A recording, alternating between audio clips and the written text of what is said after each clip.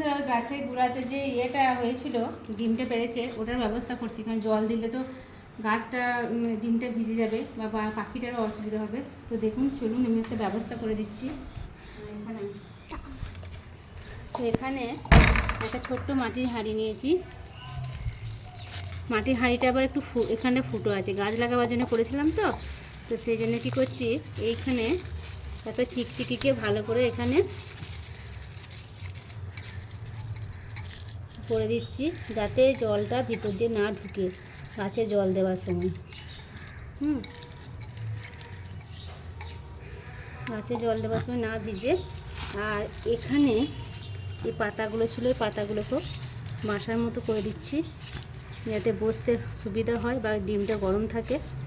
এরপর আমি এই ডিমটাকে, এই দেখুন ডিমটা এখানে আছে, দেখাও ভালো করে। এই দেখুন ডিমটা আছে, এই ডিমটাকে আমি তুলে নিচ্ছি। ডিমটাকে তুলে আমি এর মধ্যে রেখে দিচ্ছি। দেখুন এর মধ্যে রেখে দিলাম। এরপরে যেটা করব, দেখাও তো এটা ভালো করে। এখানটা ধরো, এটা ধরো, ভালো করে এখানটা ধরো, তুমি এখানে দেখাও। এর মধ্যে আমি এটাকে ভরে দেবো। বাবা হাঁড়িটা তো ছোটো হচ্ছে, এ হচ্ছে রে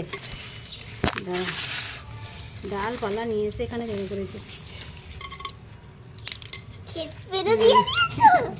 পড়াশোনা করবে না পাখিটা, ওই জন্য পেনটা রেখেছি, বুঝতে পারছিস? বৃষ্টি বৃষ্টি রে, হ্যাঁ দেখো এভাবে গাছটা নষ্ট হবে না তোমার, এইভাবেই রাখি। হ্যাঁ, তোমাকে ছোটো জায়গা দিতে হতো, এইভাবে থাক, এইভাবে রেখে দিই, তাহলে পাখিটা এখানে বসতে সুবিধা হবে। আর গাছটা একটু আড়াল করে দিই। তো কেমন লাগলো আমার বুদ্ধিটা বলবেন অবশ্যই। পাখিটাকে তো তাড়িয়ে দেওয়া যায় না, আবার ডিমটাকে। ঠিক আছে, রাখছি। বা ছানা হলে কে নেবে বলো? আমি। কে নেবে? আমি। বৃষ্টি নেবে নাকি? একটা ডিম পেড়েছে তো কে নেবে? আরও ডিম পারবে না। ওর যদি মায়ের জন্য কাঁদবে, মায়ের জন্য কাঁদবে না বাচ্চাগুলো, দিয়ে দেবো। হ্যাঁ, ঠিক আছে, টাটা করে দাও।